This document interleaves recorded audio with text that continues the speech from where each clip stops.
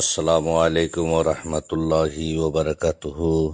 আজ পবিত্র কোরআন শরীফ থেকে সূরাতুল আল ইমরানের আয়াত নম্বর ৭৭ থেকে ৮১ পর্যন্ত তেলাওয়াত করা হবে এবং তার সাথে সাথেই তার বাংলা তর্জমা করা হবে বায়ানুল কোরআন থেকে।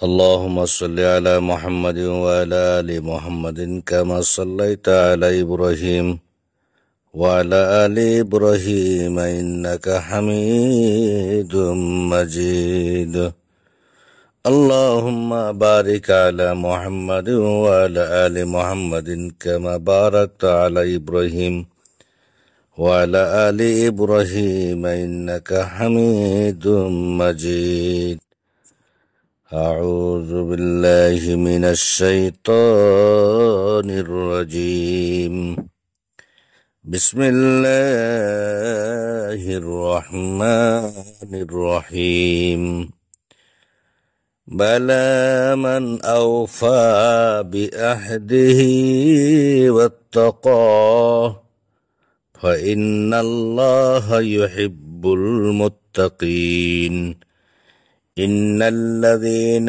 يشترون بأهد الله وأيمانهم ثمنا قليلا أولئك لا خلق لهم في الآخرة ولا يكلمهم الله ولا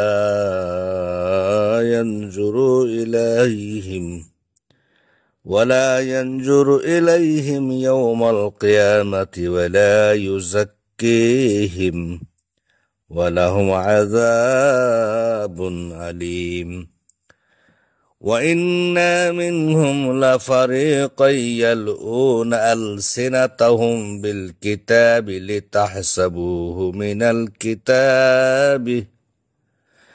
الكتاب وما هو من الكتاب ويقولون هو من عند الله وما هو من عند الله ويقولون على الله الكذب وهم يعلمون ما كان لبشر أن يؤتيه الله الكتاب والحكم والنبوة ثم يقول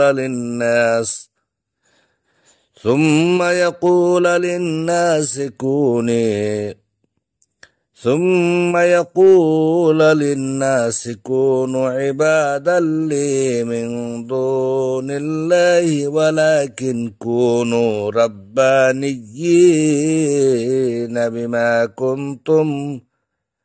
بما كنتم تعلمون الكتاب وبما كنتم تدرسون ولا يأمركم أن تتخذوا الملائكة والنبيين أربابا أيأمركم بالكفر بعد إذ أنتم مسلمون। হ্যাঁ, অবশ্যই যে নিজ প্রতিশ্রুতি পূর্ণ করে এবং তাকওয়া অবলম্বন করে তবে নিশ্চয় আল্লাহ মুত্তাকিদেরকে ভালোবাসেন।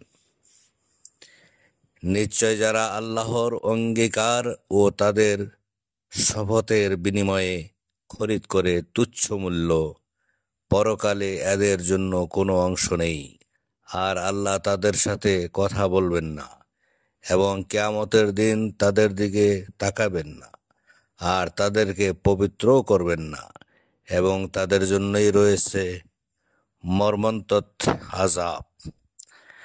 তাদের মধ্যে একদল রয়েছে যারা নিজেদের জিহ্বা দ্বারা বিকৃত করে কিতাব পাঠ করে, যাতে তোমরা সেটা কিতাবের অংশ মনে করো, অথচ সেটি কিতাবের অংশ নয়। তারা বলে এটি আল্লাহর পক্ষ থেকে, অথচ তা আল্লাহর পক্ষ থেকে নয়।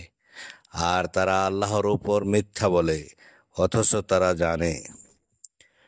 কোনো মানুষের জন্য সঙ্গত নয় যে আল্লাহ তাকে কিতাব, হিকমত ও নবুয়ত দান করার পর সে মানুষকে বলবে, তোমরা আল্লাহকে ছেড়ে আমার বান্দা হয়ে যাও।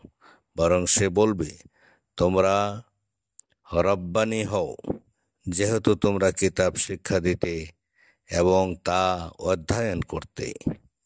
আর তিনি তোমাদেরকে নির্দেশ করেন না যে তোমরা ফেরেশতা ও নবীদেরকে রব রূপে গ্রহণ করো। তোমরা মুসলিম হওয়ার পর তিনি কি তোমাদেরকে কুফরের নির্দেশ দিবেন? আসসালামু আলাইকুম।